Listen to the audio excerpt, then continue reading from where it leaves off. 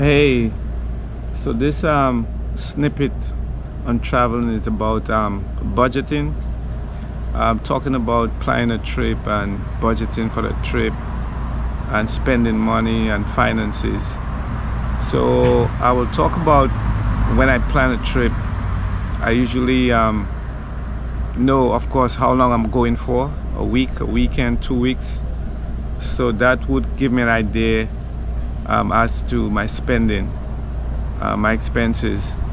And to get the best deals, for airfare and lodging, I usually book for international travel at least a year in advance, 9 months to a year. For domestic or local travel, 6 months. Sometimes a little short if I have short notice, but if I'm planning, at least 6 months in advance. In that way, I get the best prices for my airfare and my lodging. If I'm using points, also reward points, you get a better redemption for like booking early. So you always have to be online checking in the fares and the prices. So as soon as that spot becomes available, you book it right away at the fare and the price that is most suitable to your budgeting. Another thing to think about when traveling and budgeting is your expenses while you're at that location. So for instance, some people like to at an Airbnb like to bring their own foods, go shopping at the local supermarket, do shopping and do their own meals. So some other people like going out to breakfast, to lunch, to dinner. So if you're that type of person, your money and your expenses would be different, of course. Another thing that could take up most of your money is touring. You want to take a local tour.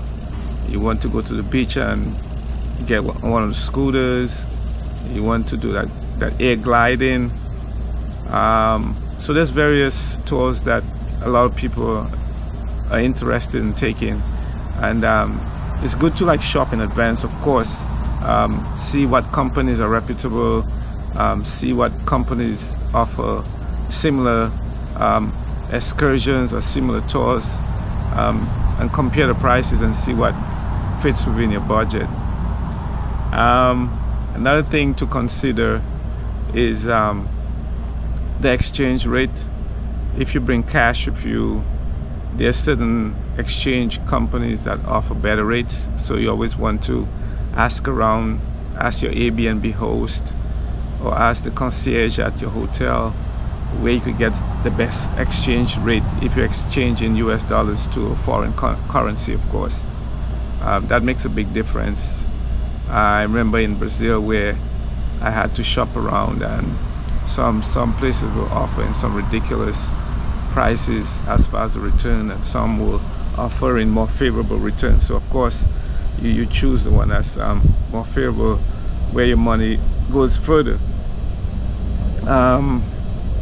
Another thing to consider is transportation locally. If you want to be taking the buses, or if you want to be taking the taxis or the Ubers, if Uber is available, and that could make a big difference as far as in the amount of money you spend. And the same goes for restaurants. There are high-end restaurants, and they're the local restaurants, or they're local eateries where you could get good local food at a good price, as opposed to going to like an expensive hotel and spending more money. What else? Yes, as far as like with your money, and if you're in a foreign country and using your ATM and your debit card, I have a debit card where my fees are reimbursed, so it's always good to have that, where if you withdraw money and you're charged a fee and your bank could reimburse you that fee, that goes a long way. Also, using credit cards as opposed to cash, that's another thing to consider. I mostly use credit cards because I get the points, but it's always good to have a stash of cash just in case there's an emergency where your credit cards are not working and you need a couple dollars to pay in cash. So that's something to consider when you're traveling.